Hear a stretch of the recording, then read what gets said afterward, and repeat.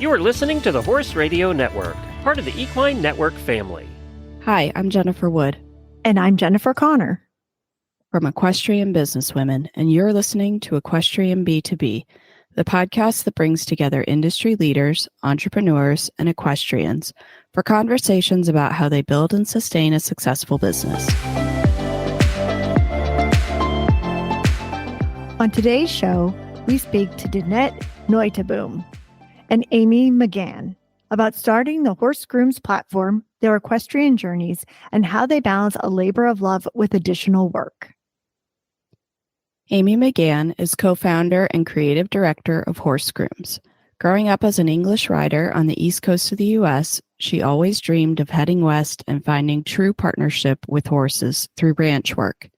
From working cattle on horseback in the remote Medicine Bow National Forest to exploring the bighorns with the horse of a lifetime, that connection between horse and human is something she will continue chasing her entire life. Now, based out of Big Sky Country in Montana, Amy runs a brand and web design agency called Unbridled Form, inspired by the untamable frontier spirit of the wild horses and artists that call the American West home. Through strategy, branding, and website design, she explores intention not only in pursuit of deeper alignment with the stories we want to tell in our businesses, but to authentically reach the people that are reaching for us too. In her role with HorseGrooms, Amy oversees and executes branding, website design, and visual content curation. Her column, Tales of the West, can be found on horsegrooms.com. Dinette Neuteboom is the founder of HorseGrooms. For more than 30 years, she lived in the Netherlands, where she wore many hats: teacher at an equine college, horse trainer, groom, equestrian journalist, and riding instructor. She sang in a classical choir and indulged her love for travel whenever possible. In November 2009, at the age of 34, Dinette quit her job, sold her horses, and said goodbye to family and friends, embarking on a journey that would forever change her life. Although she expected it to be the end of her life with horses, nothing was farther from the truth. This adventure fueled her passion for horses even further, taking her from Wellington to Argentina, New Zealand, China, Europe, and back to the U.S., where she found herself grooming, riding, teaching, and managing along the way. Over the past 35 years, Dinette has immersed herself in the world of horses, gaining invaluable knowledge about their care, training, and essence. She has worked with top professionals, interviewed remarkable riders, and witnessed the diverse approaches to horse care across the globe. From the wild Przewalski horses of Mongolia to the Mustangs roaming the plains of the western U.S., these experiences have profoundly shaped her understanding of and deepened her love for these magnificent animals. Today, besides some side hustles, Dinette works as a home rider for Brian Baldwin's Marilex Farm in Brandon, Florida, and in October of each year, when Brian's horses have off, as the press officer of Indoor Friesland, a CDI 3-star and CSI 3-star in the Netherlands.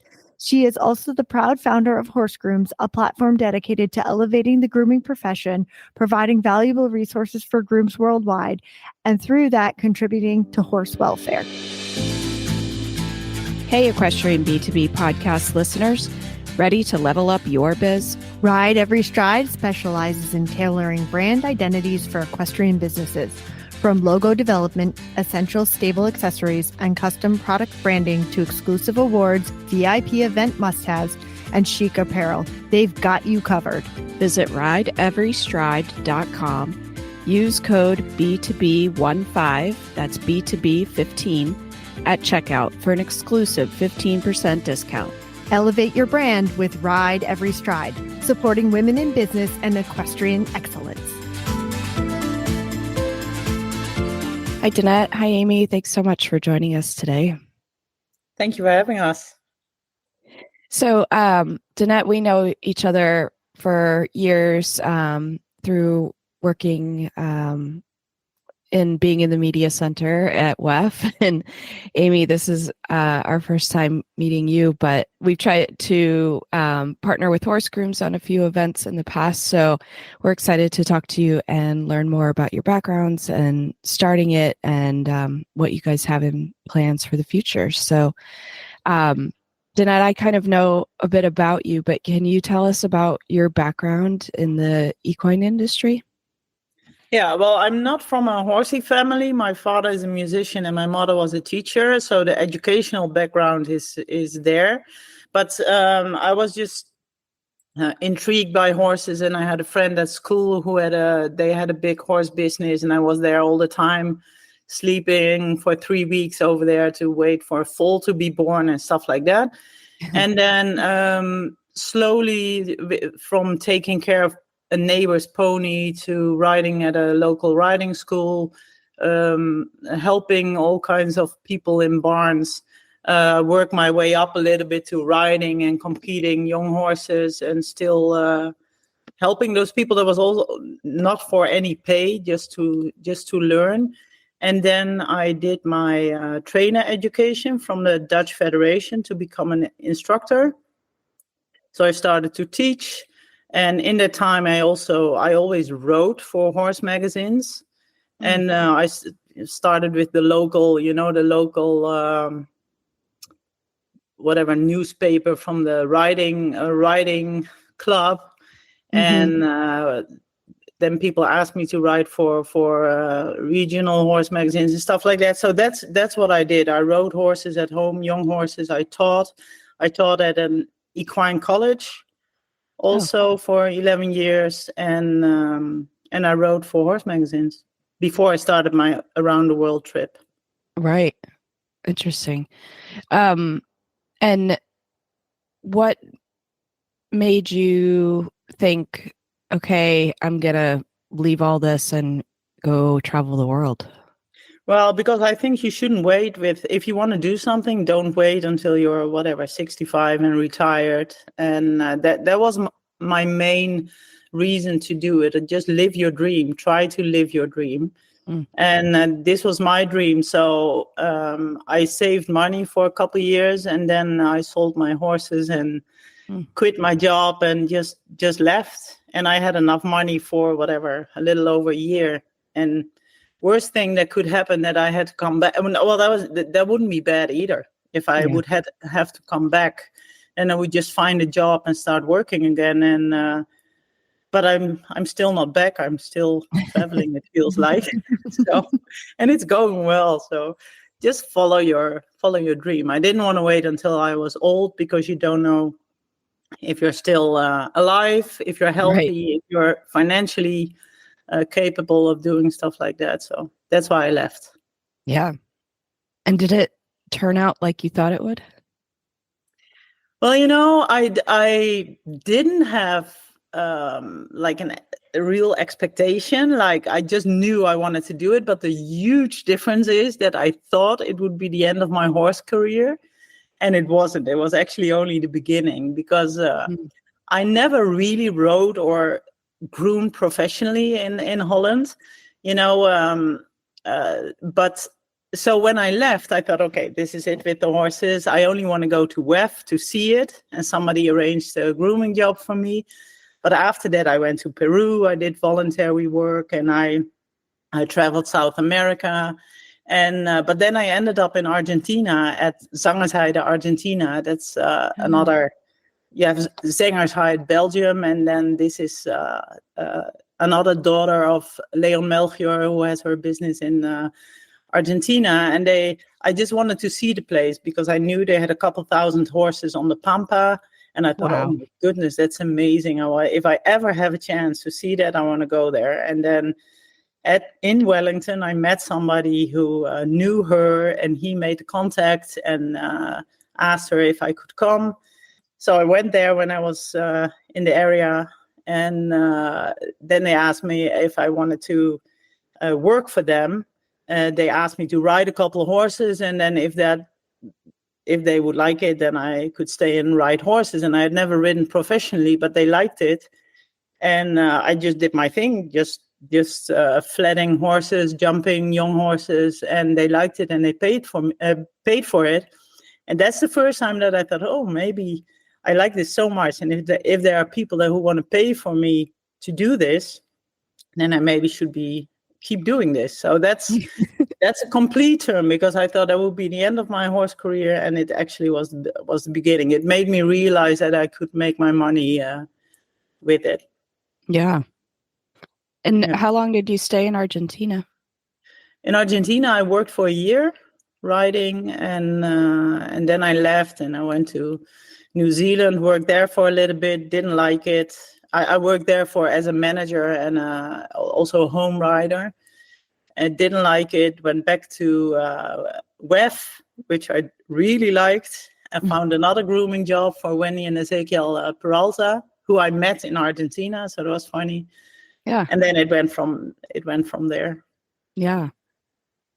And so have you settled into one spot now, or are you still traveling throughout the year? Well, I still feel that I'm traveling, but I got married in the meantime, so it's a little bit different now. It's a little, it's not as easy to do whatever you like.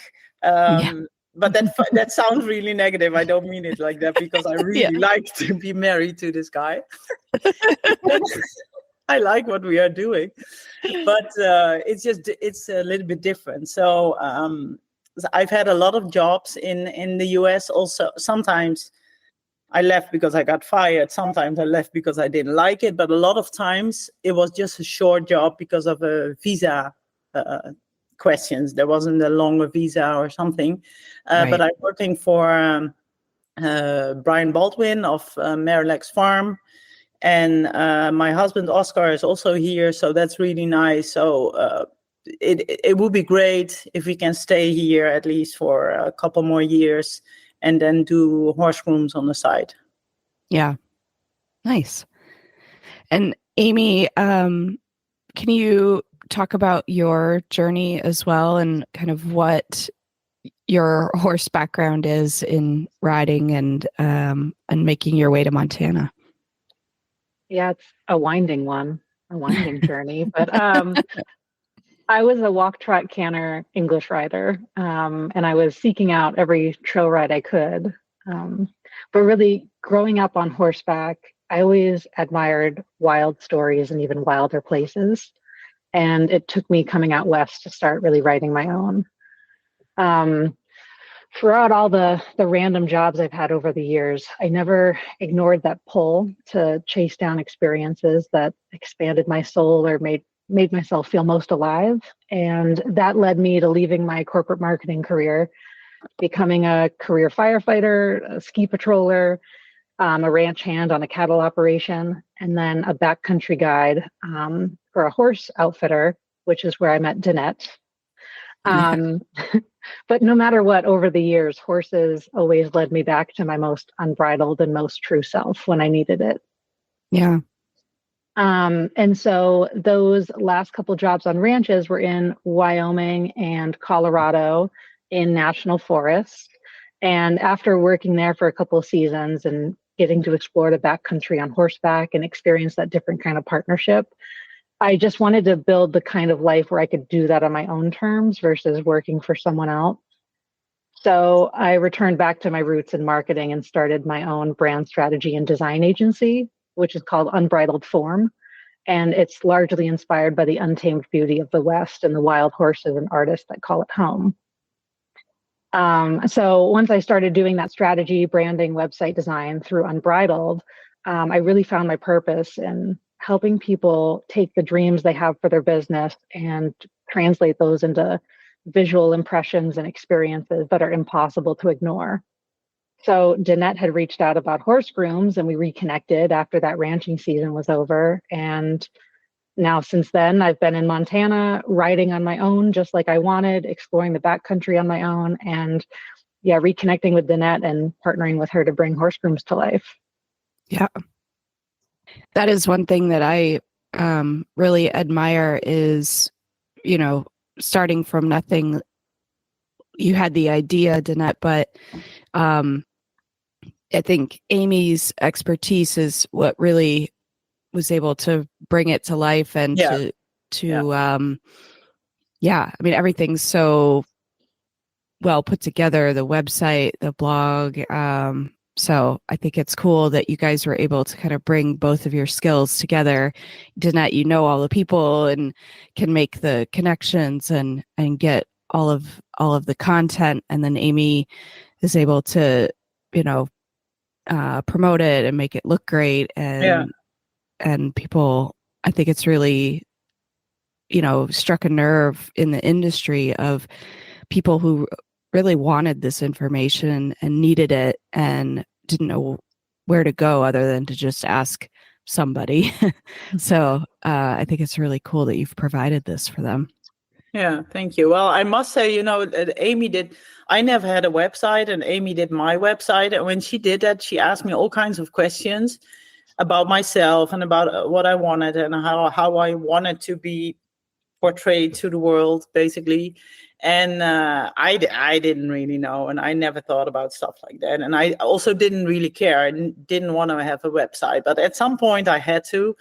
And then Amy came up with the website, and it was ready. And I thought, holy moly, she just words what I cannot put into words and into images and everything by asking me these questions. It's amazing how good she is in telling, your true story. So I knew when I started thinking about HorseGrooms, then I knew I couldn't do it without Amy. Wouldn't be able to do it.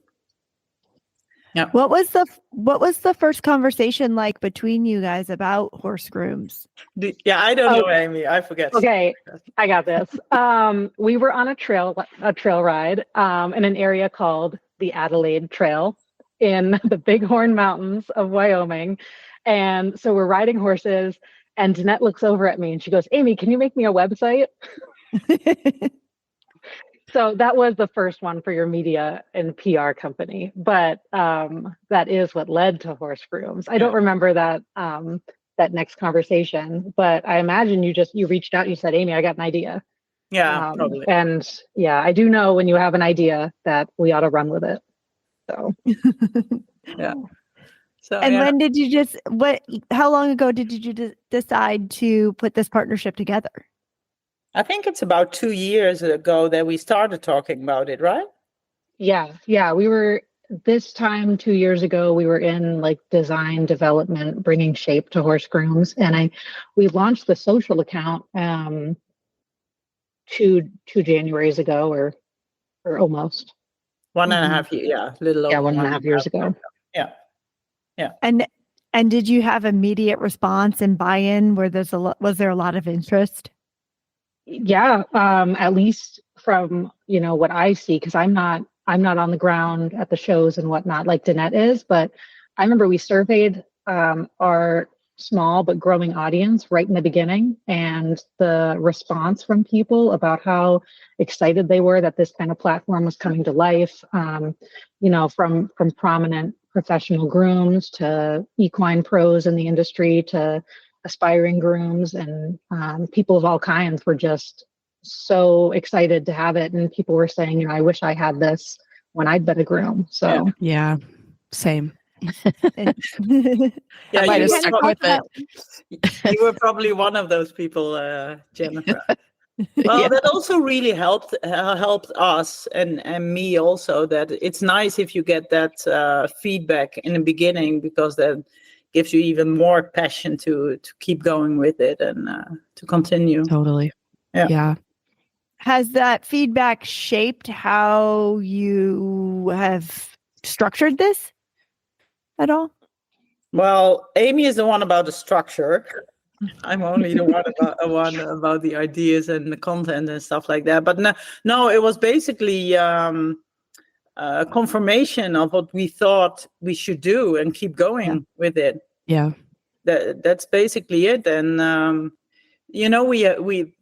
I think the content, we know what we're doing, and we've done 2 live in-person events in Wellington last year, and that could be a little better. I could use some feedback for that. Like, I think it was great as a first time doing that last year, but we could organize that a little better and stuff like that. So I could use feedback for that and help for that. But I think content-wise, we're we're good and people are really happy with it. And I'm fine. Sometimes grooms tell me like, I would love you to write about this, or and then I do that. I listen to them. So it's not only us, it's a lot of people who I talk to or who reach out, and they suggest topics to write about.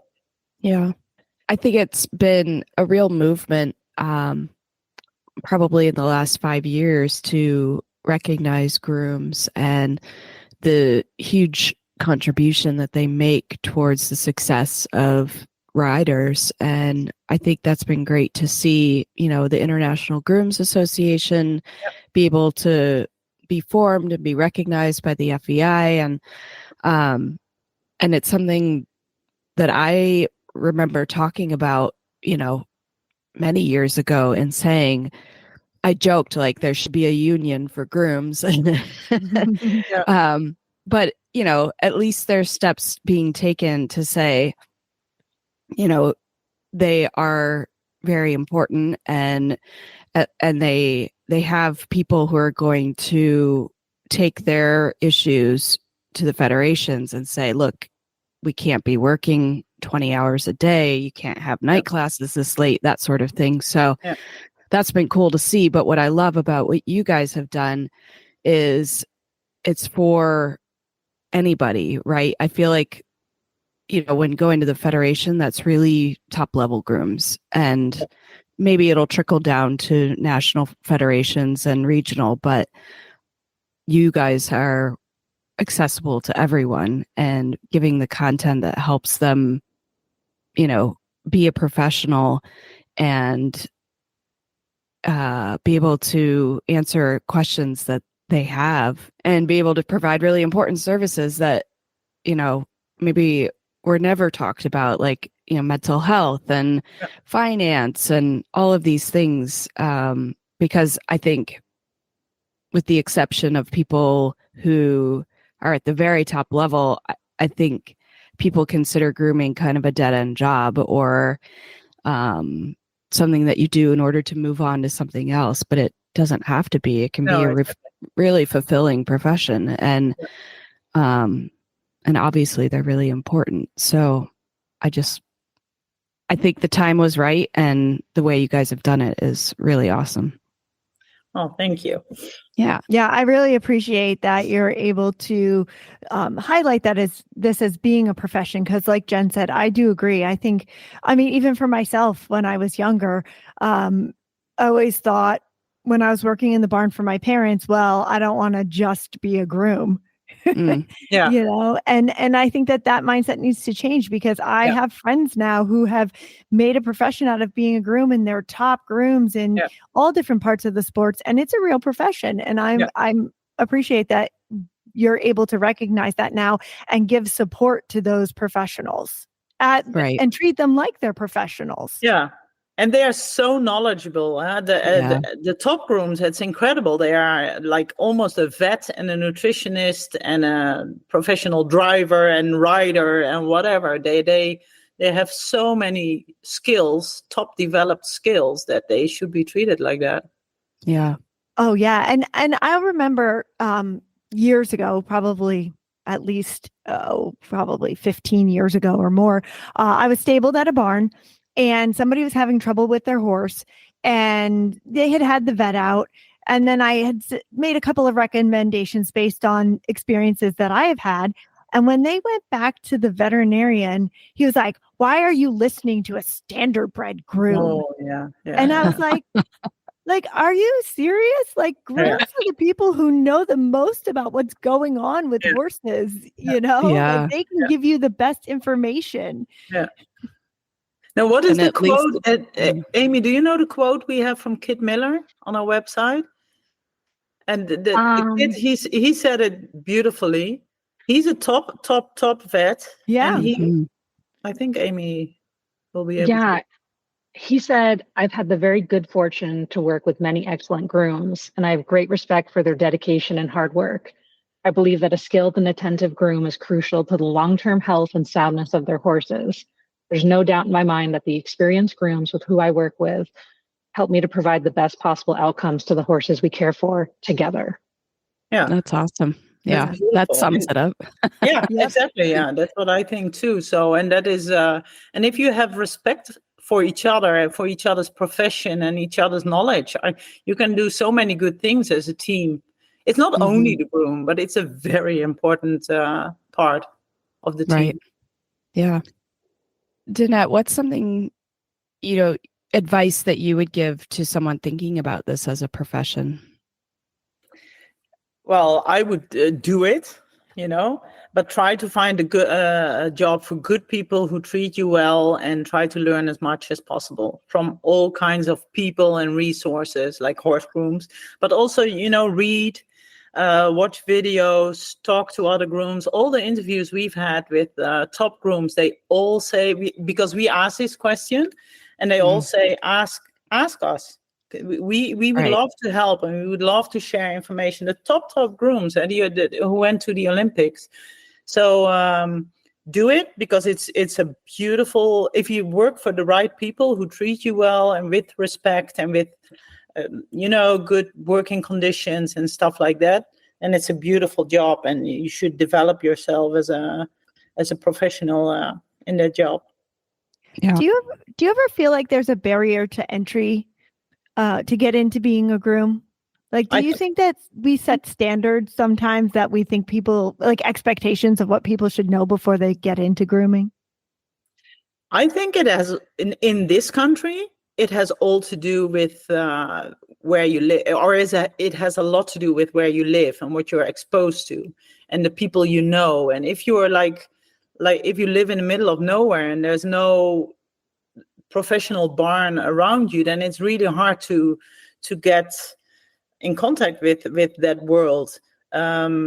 If you live in Wellington, I think it's easy. If you live in somewhere on the East Coast and you lease a horse or whatever, and you go into an equine college, then I think you get all the contacts and you can become a groom.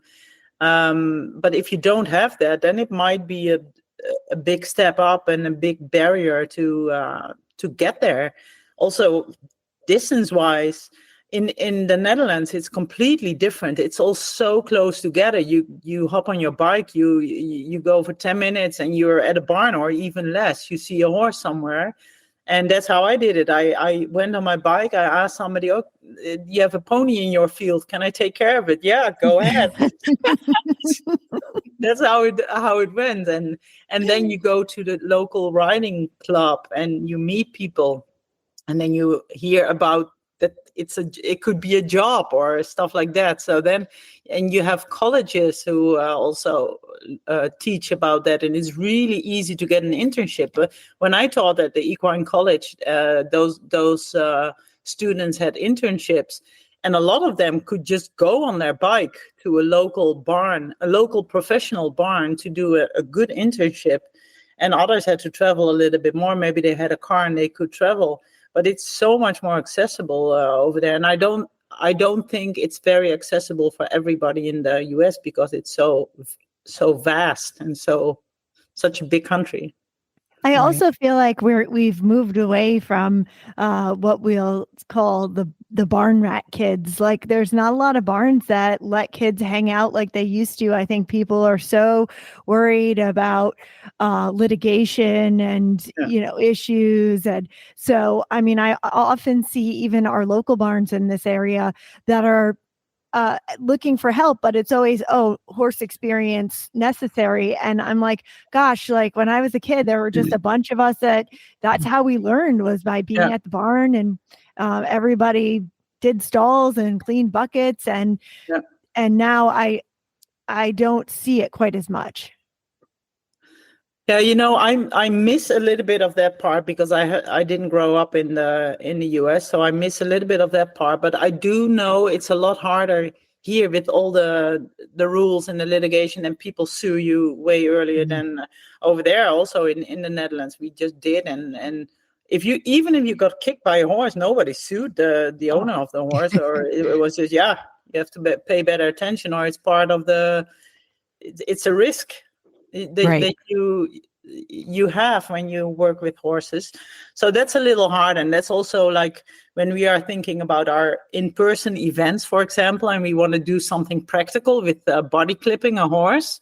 Mhm. And I thought, holy moly, we can do that. But that's in this country, that's a little bit, I have to take care of a lot more stuff than if we would do that in the Netherlands, because we have to have how do you call those things? Like a waiver and stuff like that in Right. place. Yep. And I have to talk to a lawyer. And so that makes it a little harder. Yeah. Interesting. Amy, were you a barn rat kid growing up? Yeah, a little bit. I wish I could have ridden my bike to the barn, but I I know, definitely me hung too. out there.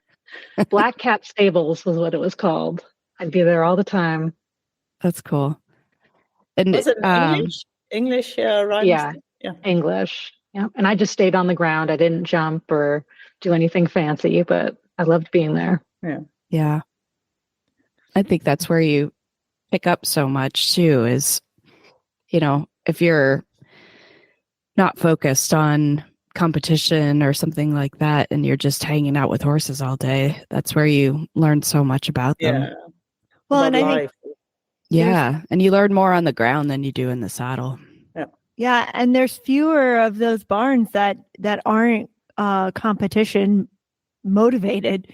I think everybody sees that's where they're going to make the money. So there's a lot less of those backyard barns where they're just teaching skills and pushing their students on to, those who want to go on somewhere else.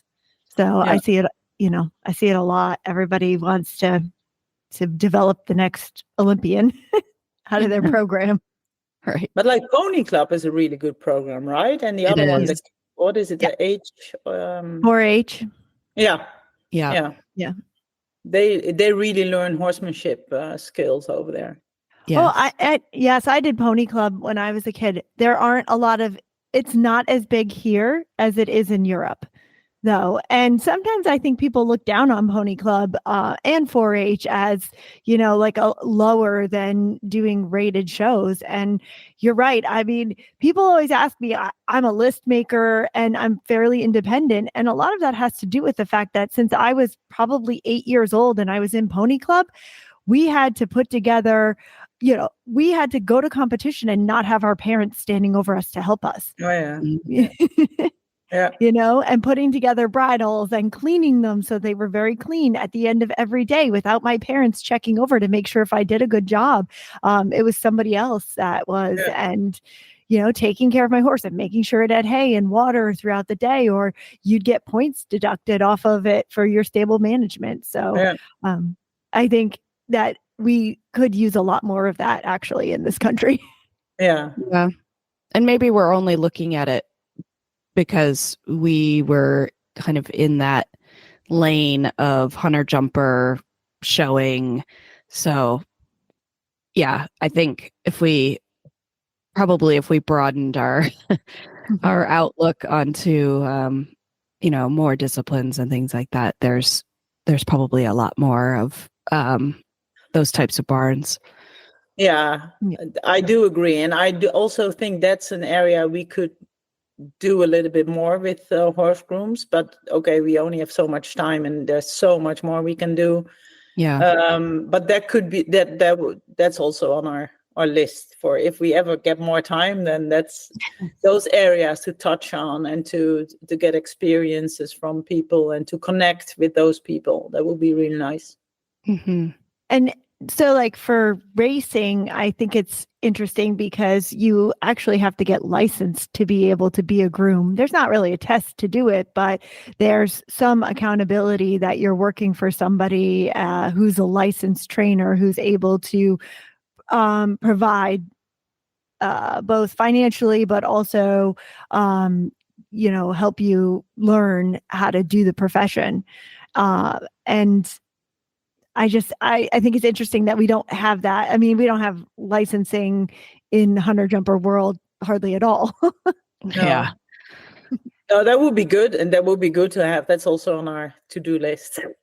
But for the long term, to do but it would be great, and you hear that from the good people, from the top riders and top trainers also. It would be great if there would be a certification system, but also with education, like some call it a groom school or whatever. But it would be nice if you had something like that, because then you have different tiers of experienced grooms, and you can pay them accordingly, and that would professionalize the whole community. Yeah, and with all of these medication rules that are coming into effect now, I think that that's an important part of educating grooms, because a lot of times things get blamed on them that may not necessarily be their fault, because they didn't know that it made such a big impact on outcomes, results, whether that's going to the bathroom in a stall they've self-medicated something, or whether they rubbed a cream on that they didn't know was illegal. So, I think that having some more structure to that would be helpful. Yeah, for sure. What kind of problems do you think grooms face today? Long days and not getting paid well, and not having good working conditions. I think those are the most important ones. Yeah. And I think it's also different in Europe and in the US, just because of the layout of the country and the system and everything. I think in the US, in general, you get paid a little bit better. You have a little bit more, like on a normal day, you work until 4. You have a tiny little bit more time for yourself or for your social life or for your family. In Europe, those top grooms, they drive the truck themselves. That it is changing. Not everybody's doing that anymore, but they drive the truck. They come back early morning on Monday after driving the whole night, after showing on a Sunday. And then they have 24 hours or less to do their laundry and clean the truck and repack. And then they are off to another show. That is just asking for physical problems, mental problems, drainage, like mental drainage. It's like asking for problems. So, and luckily it's changing. It's absolutely, and it's not that black and white anymore.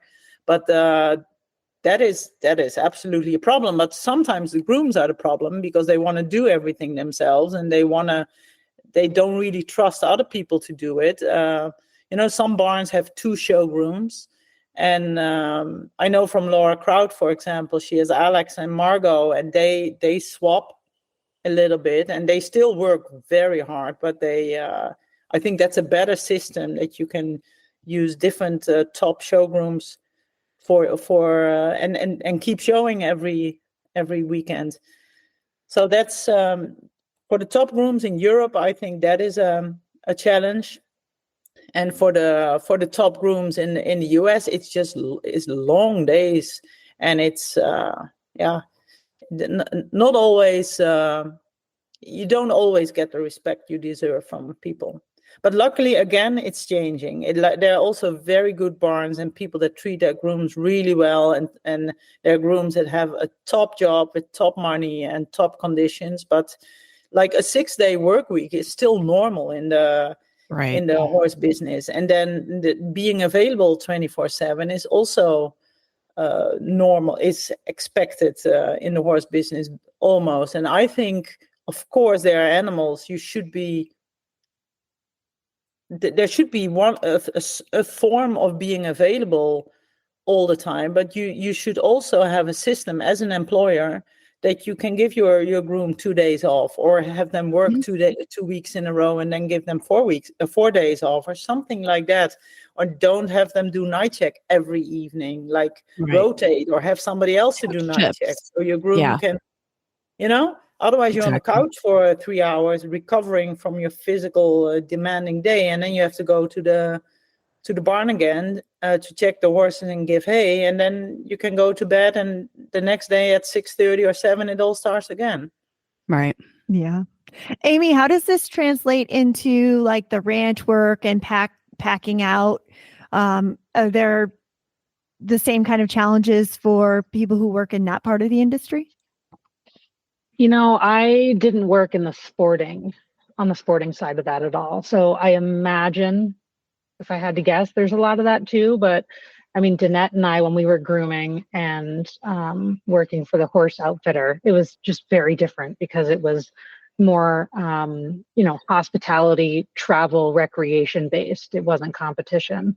So we were lucky to have a pretty good living and work balance situation there.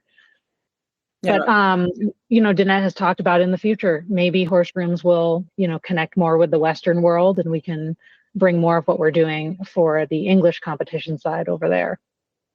I think one of the things that we're recognizing in the English world, and maybe it has or it hasn't, I'm not sure, trickled over to the Western side, or like you said, the horse outfitters, is like it's almost like a lifestyle, right? Like it's accepted because it's a lifestyle. It's the way they live. Ranchers live. So I think there's a certain expectation. And I think that was on the English side for a long time. But I think as people want to have this balance and have a life outside of just doing horses, maybe that's why we're recognizing it and trying to implement it, where I think a lot of times on the Western side it's like, well, this is the way we live. Yeah, and it is glorified by so that's many, for sure.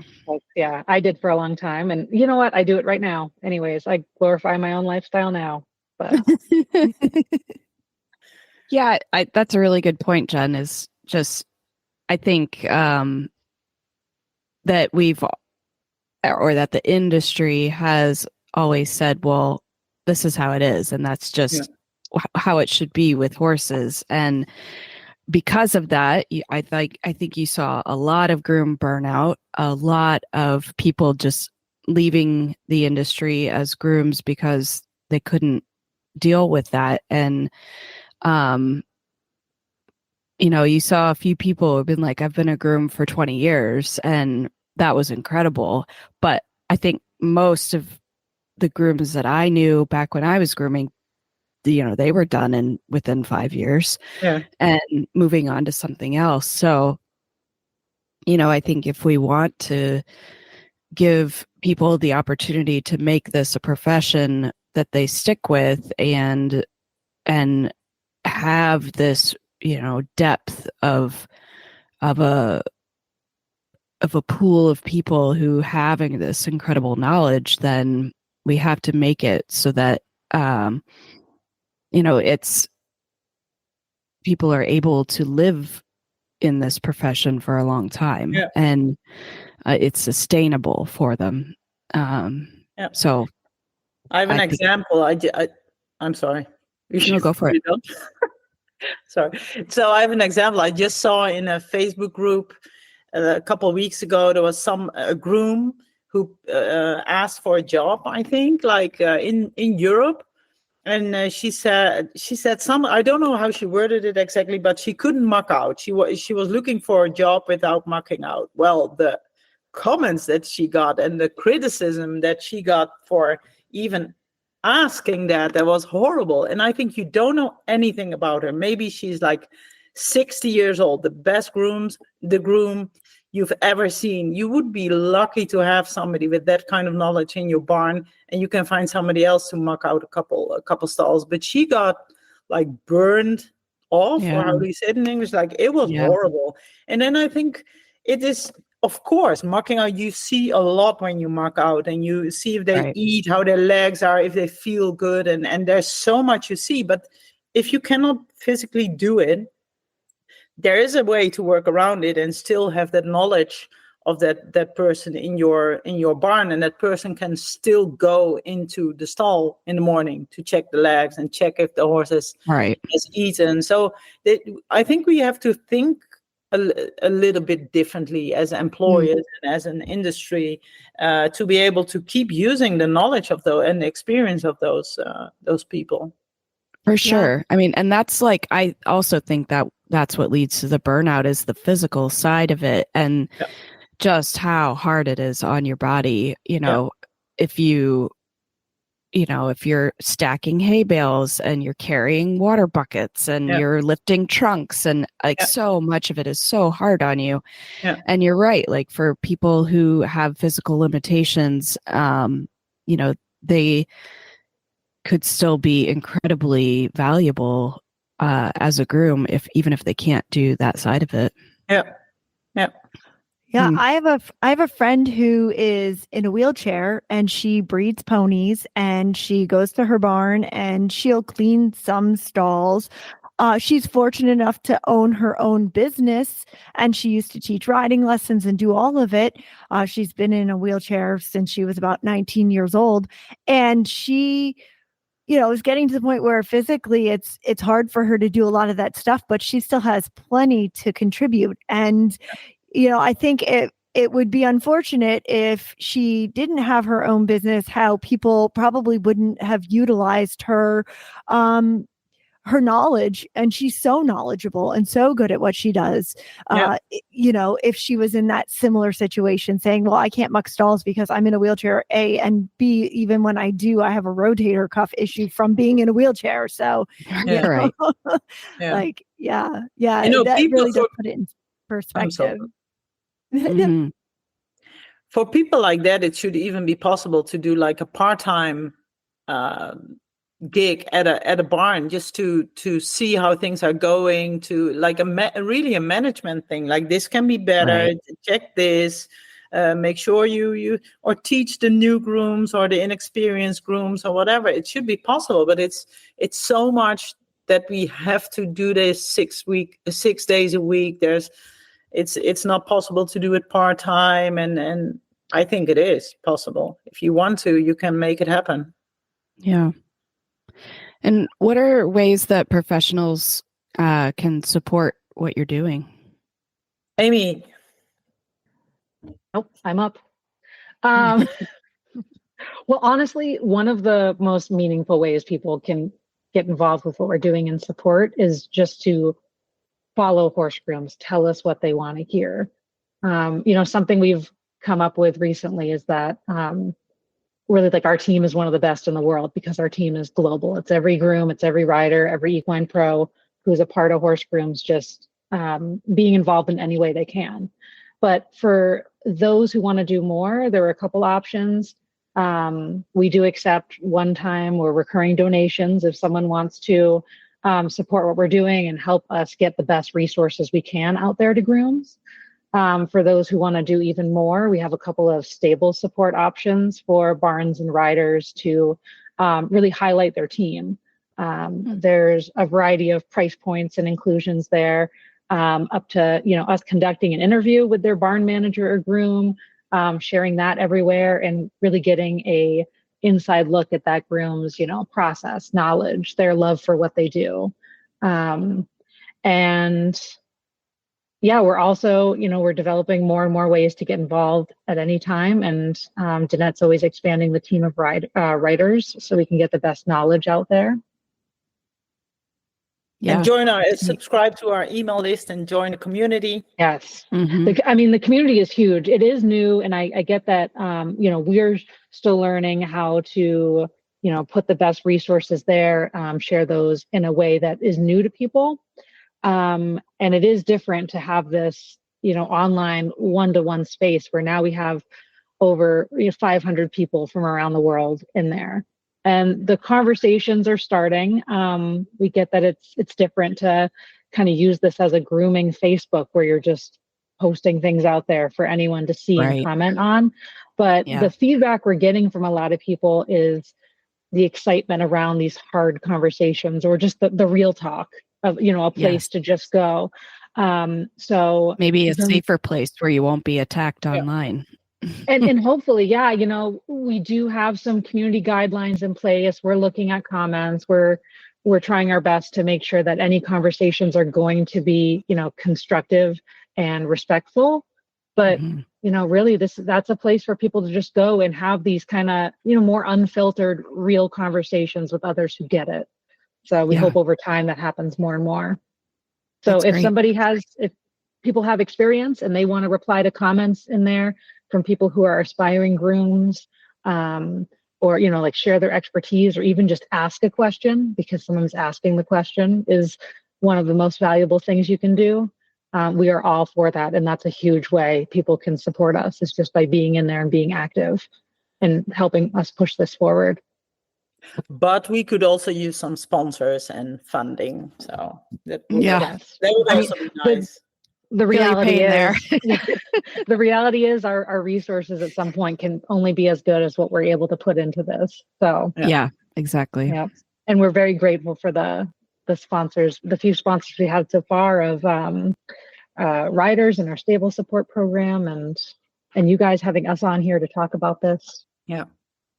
Yeah, I feel like the four of us are very similar situation in, this is our passion project, and we have, quote, real jobs, or something that pays the bills, and then this is something we do because we love it, and trying to make that work is difficult. I know that was one of my questions was kind of, how do you balance the work that you put into HorseGrooms and the time that it needs to grow something like this with the work that you have to do every day?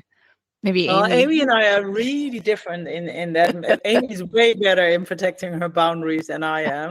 But I just don't have them. So I also don't know that I'm crossing them. So it's for me, it's a lot of work, but I love everything I do. I love it so much that a friend came to visit me years ago, and she also said, like, how do you get it done?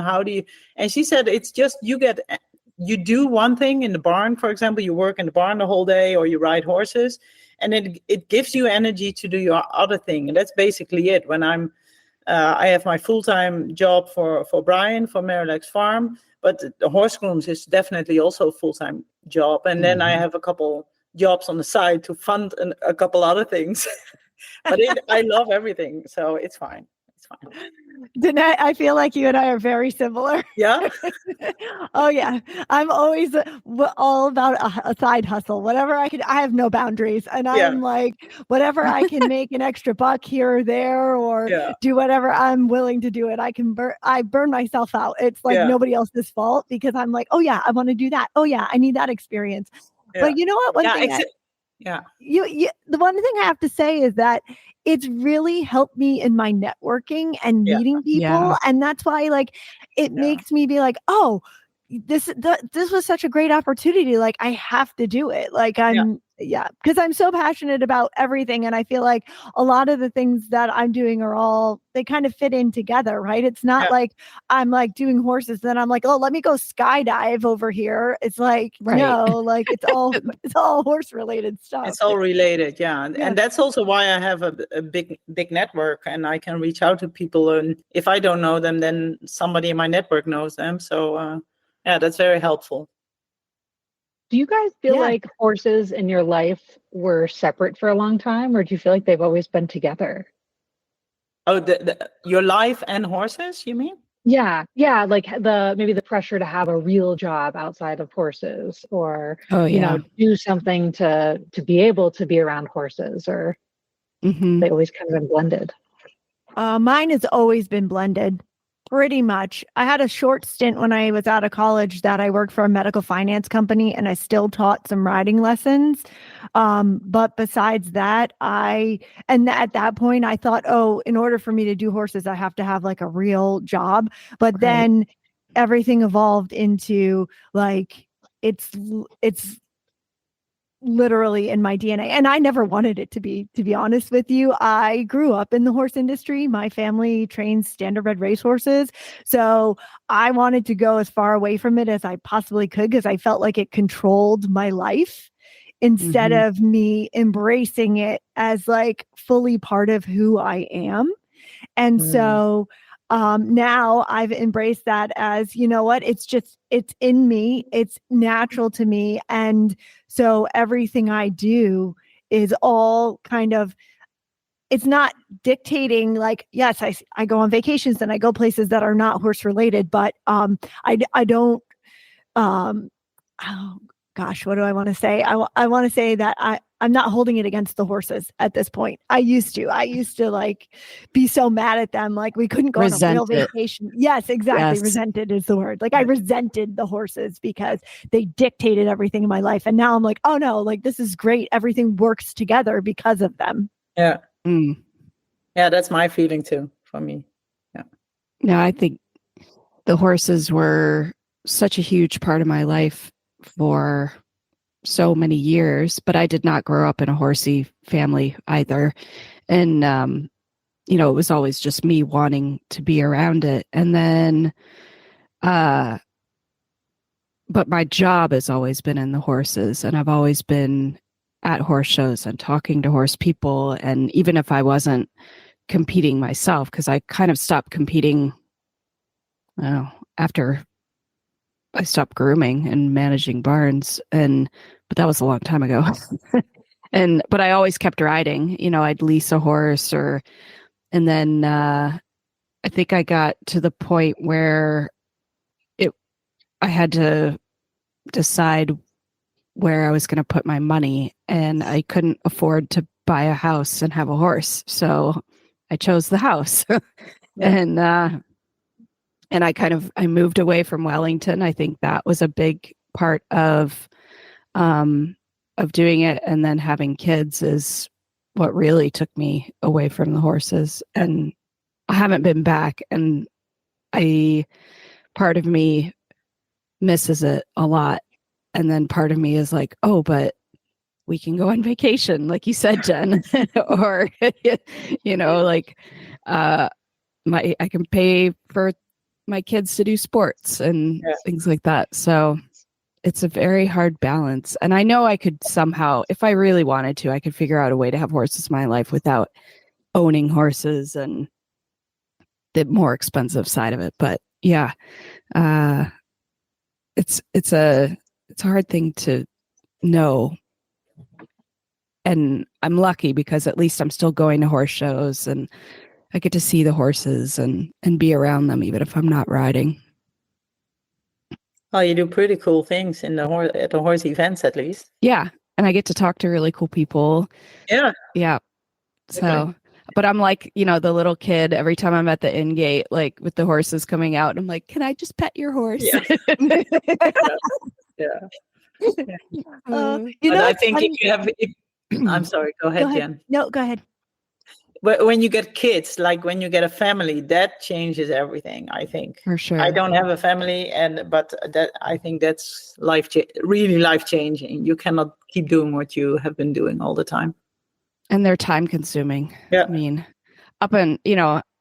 mine are still young, so maybe when they're older and they're doing their own thing and they can drive, then it would be different. And I think you see that a lot with amateur riders who have to take a long break and come back to it once their kids are grown, because then they have the time and the money to do so.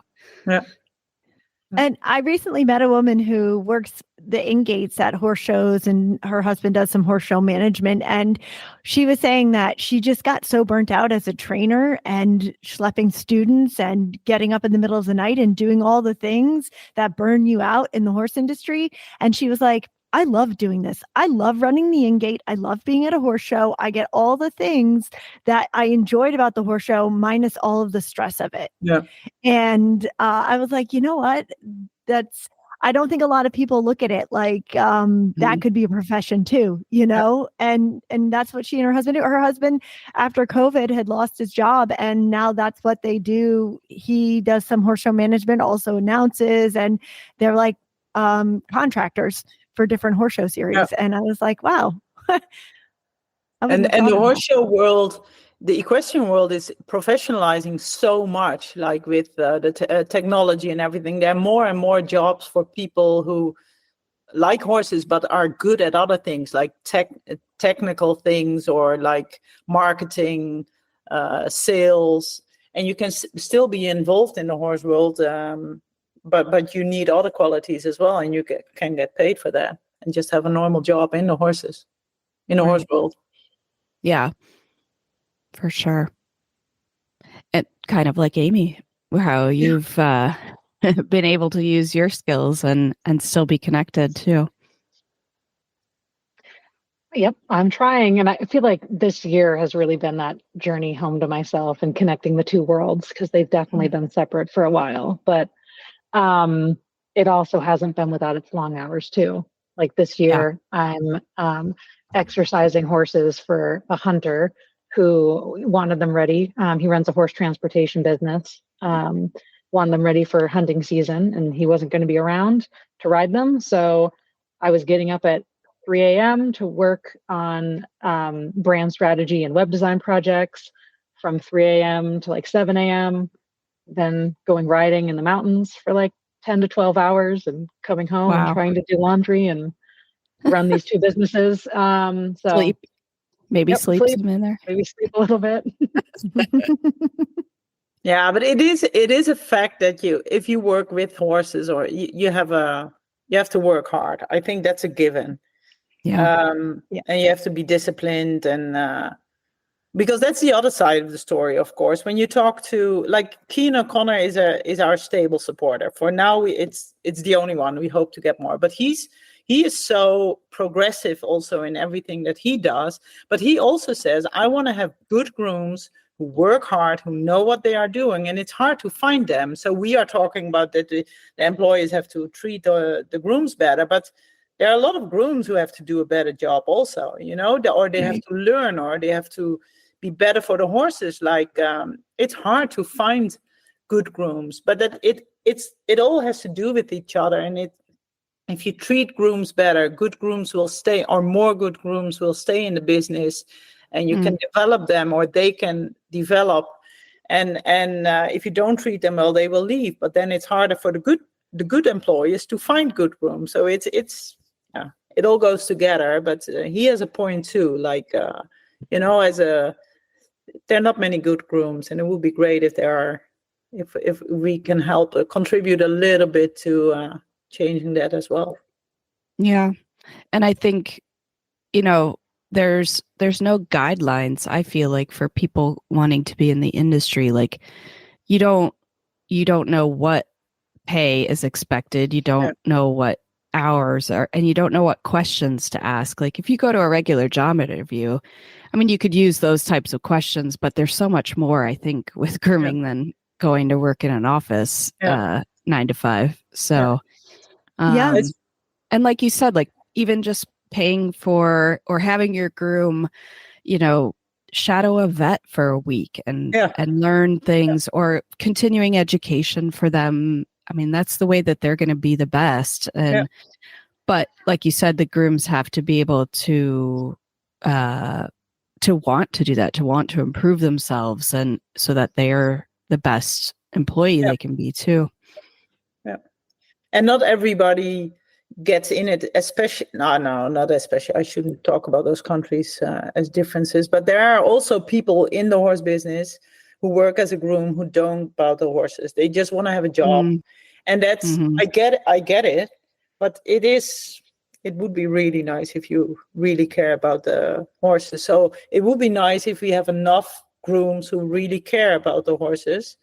And so the people that don't care about the horses can go away and find something else. Go bye. No, I have a kind of a funny story sort of related to this. So one of the breeding farms that I know, they also have a training program. It's standard bred.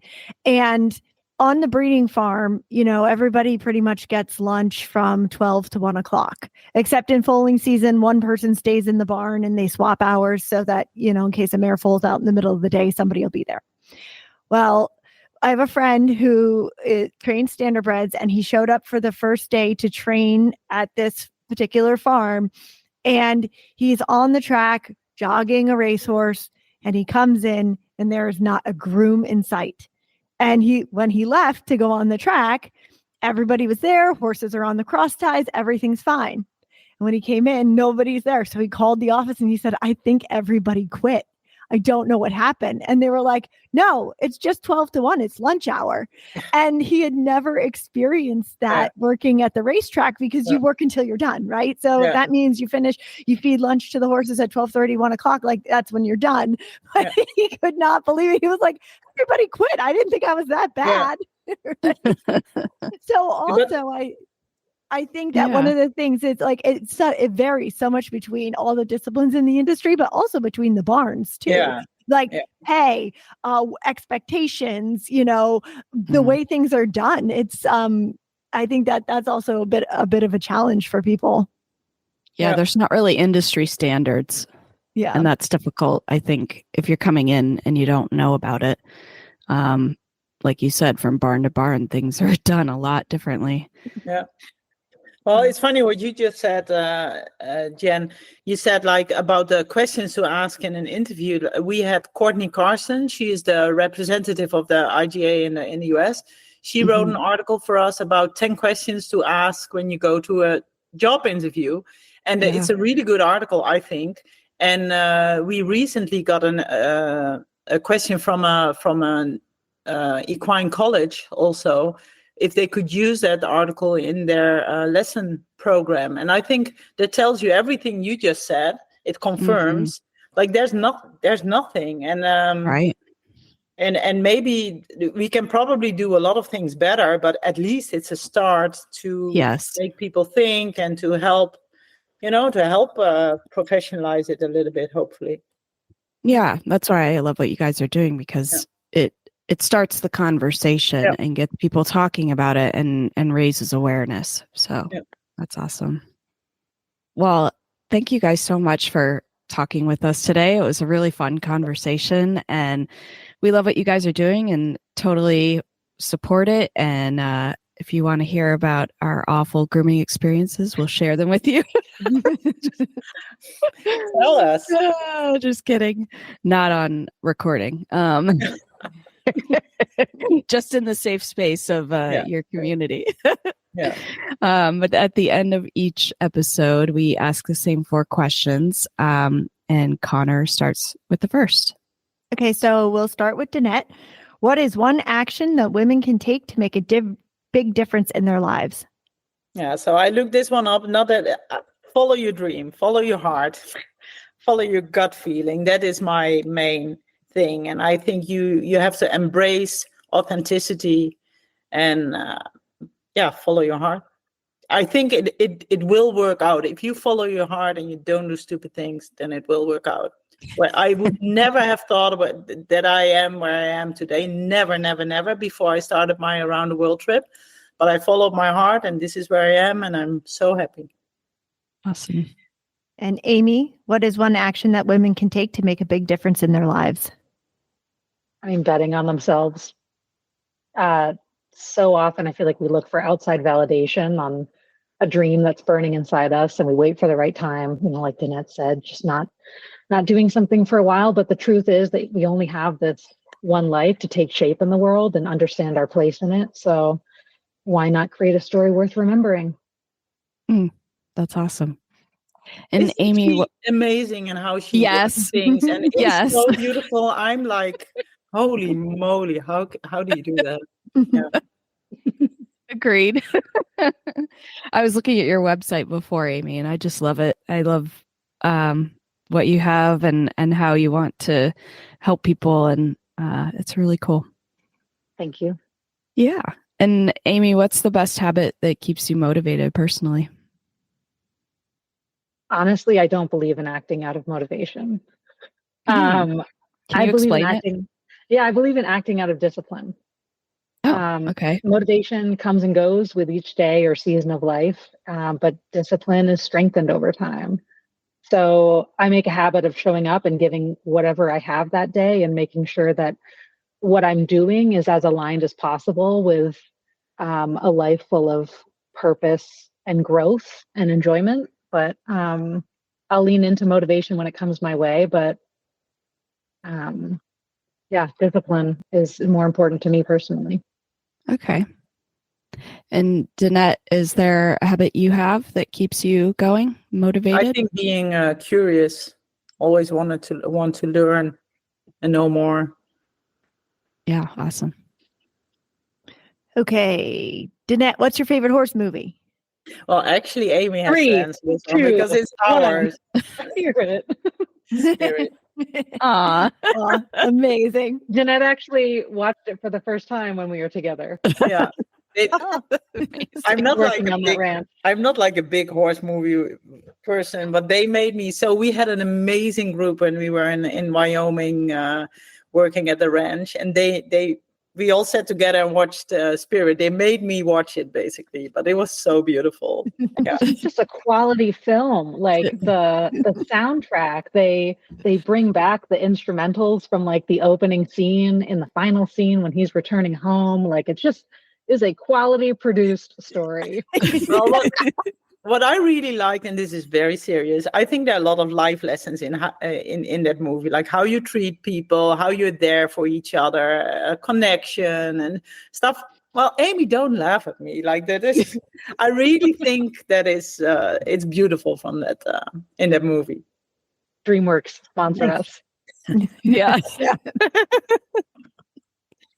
And Dinette, who would you recommend to be a future guest on this podcast? Yeah, well, if Amy hadn't been here already, I would have recommended Amy because I really think she can, with her storytelling and visuals, she can bring something to the equestrian world. Also, it's something websites and we as a whole industry could use to elevate. But since she's here, I would find it very interesting if you guys would interview Jenny Abramson of World of Show Jumping. Oh yeah, I think they did a great job with growing that and also monetizing it. So as a business, how did they do it? What do they need to do? What were their challenges, their setbacks, struggles, wins? How did they do it? I would be very interested in that. I love that. It's a great idea.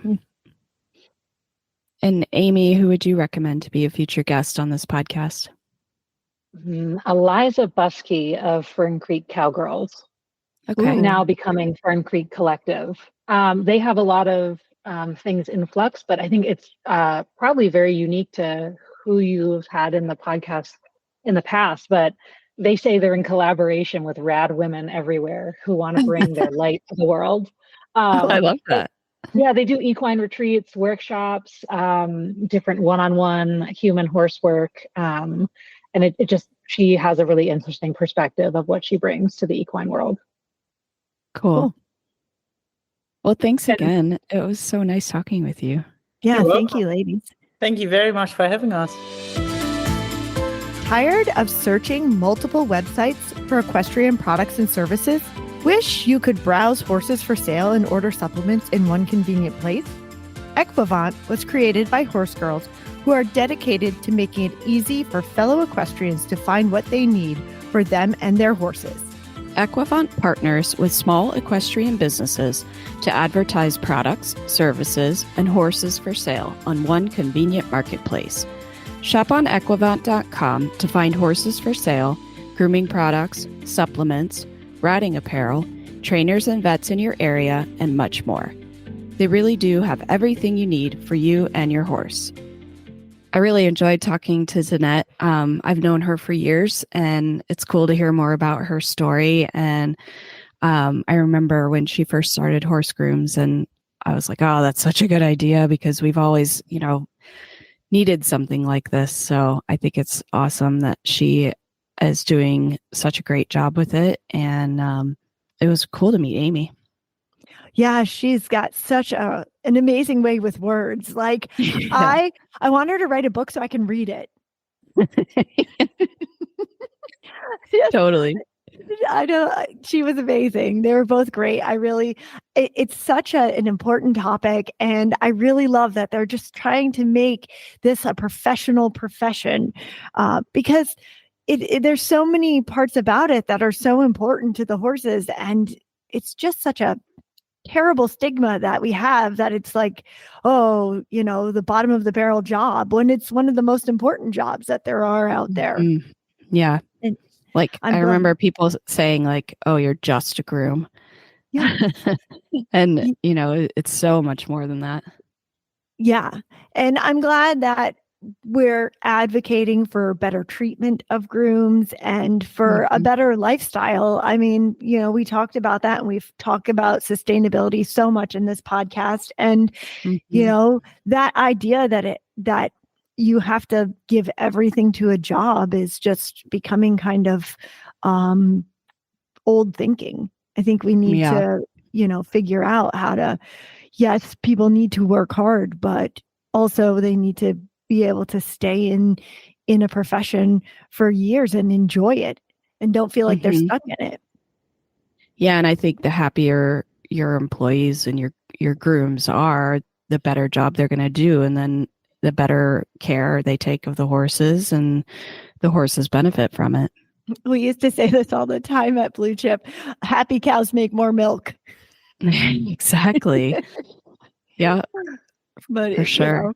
it's definitely, and being that I have myself dealt with burnout, and not even just being in grooming position, but being in the horse industry, it's nice to see that we're having these conversations and that there's a platform for grooms to have those conversations and a safe space, and that they're providing them with resources to learn, to encourage learning Mm-hmm.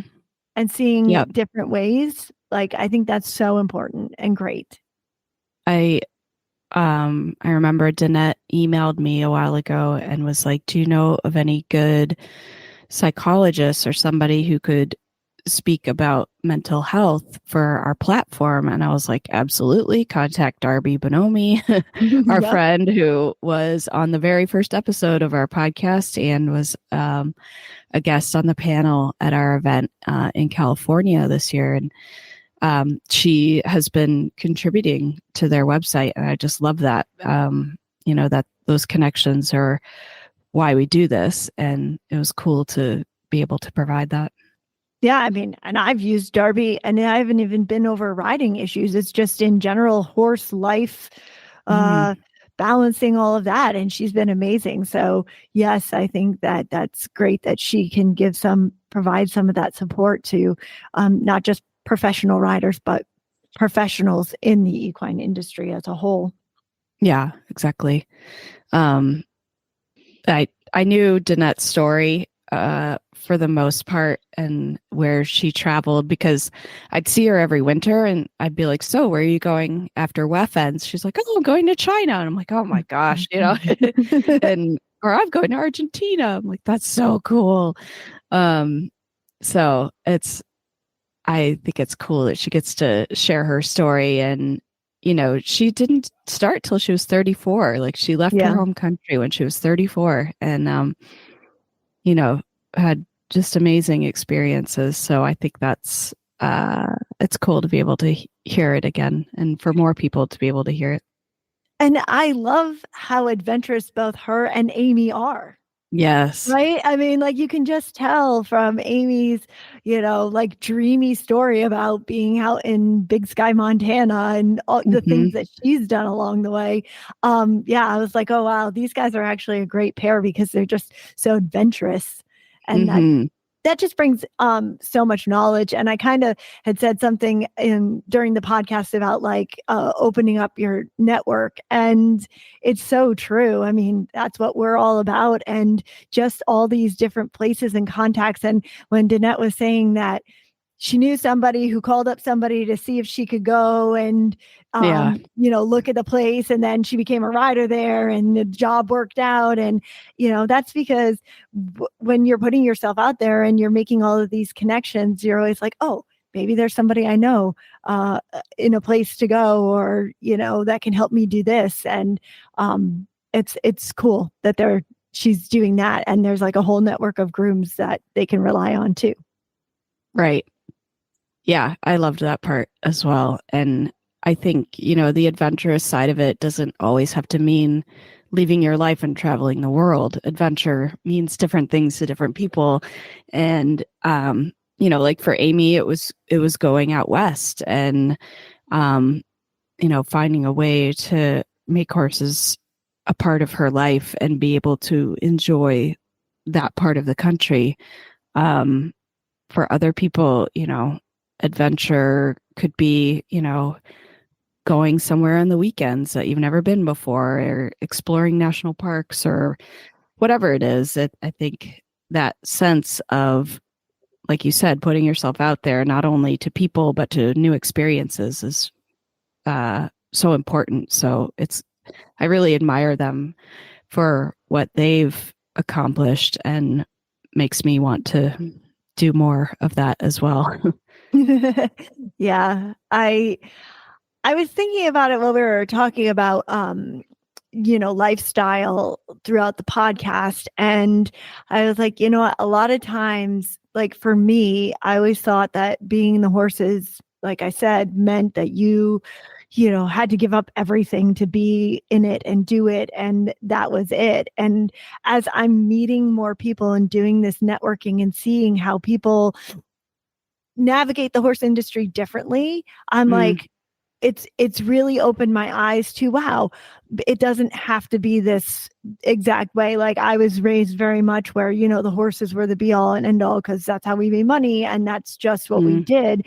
And, it doesn't, and that's why I've said it before. I ran away from being a horse trainer or a rider or whatever, because I thought it was such a hard life. But the reality is that it can come in so many different shapes and forms, and your involvement can be so different that it doesn't have to be like, oh, you have to live and breathe it, and that's the only thing you can do.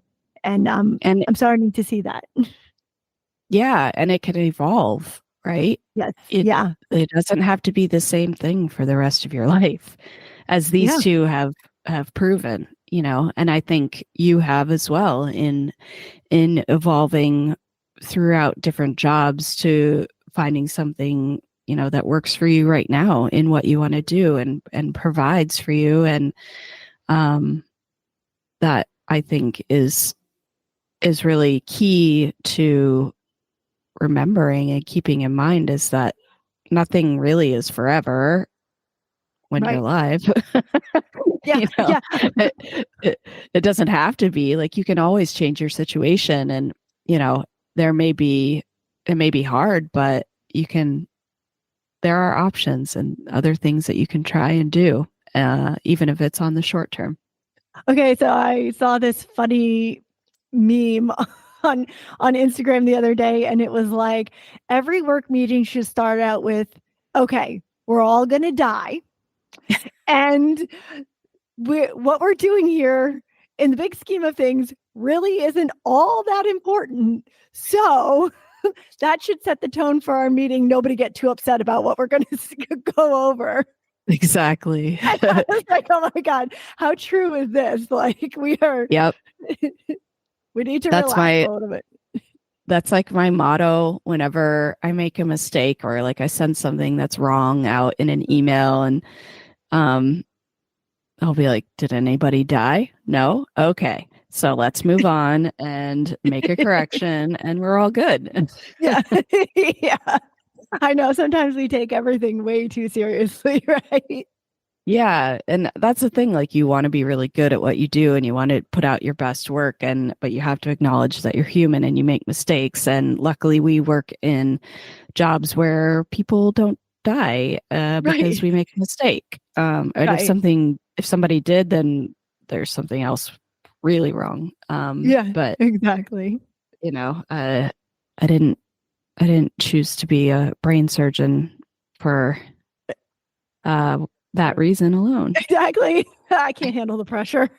No way. Not that I'm smart enough, or I could do that, but no.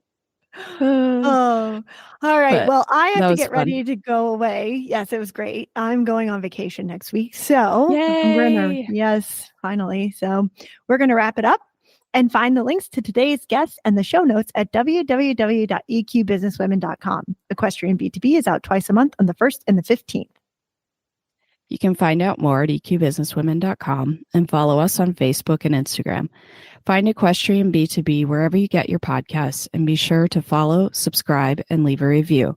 You can have all 20 plus shows of the Horse Radio Network with you wherever you go with their free app for iPhone and Android. Go to your app store and search Horse Radio Network.